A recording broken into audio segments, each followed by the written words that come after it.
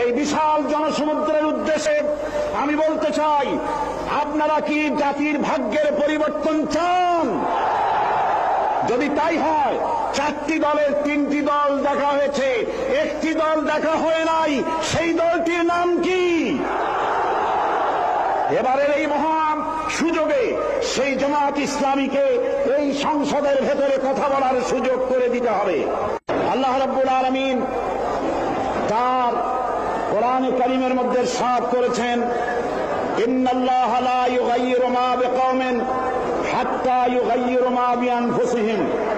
নিশ্চয়ই আল্লাহ পাক কোন জাতির ভাগ্য পরিবর্তন করেন না যতক্ষণ পর্যন্ত সেই জাতি তার ভাগ্য নিজেরাই পরিবর্তন করতে সচেষ্ট না হয়। ভাগ্য পরিবর্তনের জন্য প্রয়োজন দেশের প্রচলিত আইনের পরিবর্তন, আর সে আইন হতে হবে আল্লাহ রাব্বুল আলামিনের আইন। দেশ স্বাধীনের পর আমাদের এই মঞ্চের পেছনে যে সংসদ ভবন রয়েছে, এই সংসদ ভবনে যারাই এসেছেন তারা এই জনগণের ভাগ্য পরিবর্তনের কাজ, কেউ এই কাজে হাত দেননি। অবশ্য আমাদের দেশে আর কোন জিনিসের উৎপাদন কম আর বেশি হোক না হোক, রাজনৈতিক দলের উৎপাদন খুবই বেশি। আমাদের দেশে বর্তমানে 250 রাজনৈতিক দল মাত্র কাজ করছে। এদের ভিতরে এমন দলও আছে যাদের নেতা এবং তাদের সেক্রেটারি সভাপতি কোথায় থাকেন তা খোঁজ করার জন্য তুলারাশির লোক দিয়া বাটি চালান দিয়েও খোঁজ করে পাওয়া যায় না।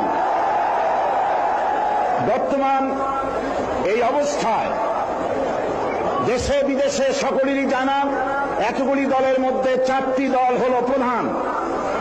এই 4টি দল বিগত 26 বছরের ভেতরে 3টি দল ক্ষমতায় এসেছেন। এই 3টি দল তারা ক্ষমতায় এসে জনগণের ভাগ্য পরিবর্তন করুক আর নাই করতে পারুক, নিজেদের ভাগ্য দক্ষ এবং সুনিপুণতার সাথে নিজেদের ভাগ্যের পরিবর্তন করেছেন। দুর্নীতিকে জাতীয়করণ করে বিদায় নিয়েছেন। আরেকটি দল টানা 5 বছর ক্ষমতায় থেকে নাস্তিক্যবাদ, কাদিয়ানীদের দৌরত্ব, মুরতাদ, ভাদানি, ইসলাম বিরোধী এনজিও এবং বিপুল সংখ্যক খুনি, চাঁদাবাজ, মাস্তান, হাইজাকার, সন্ত্রাসী উপহার দিয়ে চরম জিল্লাতির সাথে মাত্র কদিন আগে বিদায় হয়েছে। সুতরাং এই অবস্থায় জাতির ভাগ্যের পরিবর্তনের বড় রকম সুযোগ এখন জনগণের হাতের মুঠোয়।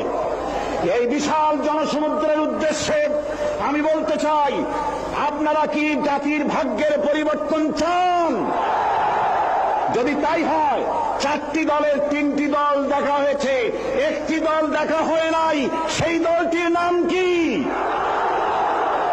এবারের এই মহান সুযোগে সেই জামাত ইসলামীকে এই সংসদের ভেতরে কথা বলার সুযোগ করে দিতে হবে। 72-এর শাসনতন্ত্র পুনরুদ্ধারের মাধ্যমে জাতির কল্যাণ হবে না। 76-এর শাসনতন্ত্র দিয়ে জাতির কল্যাণ হবে না। জাতির কল্যাণ হতে পারে, ভাগ্যের উন্নয়ন হতে পারে আল কোরআনের সংবিধান। কেবলমাত্র কোরআন, শুধুমাত্র কোরআন, একমাত্র আল্লাহর আইন, সব লোকের শাসন ছাড়া জাতির কল্যাণ হতে পারে না।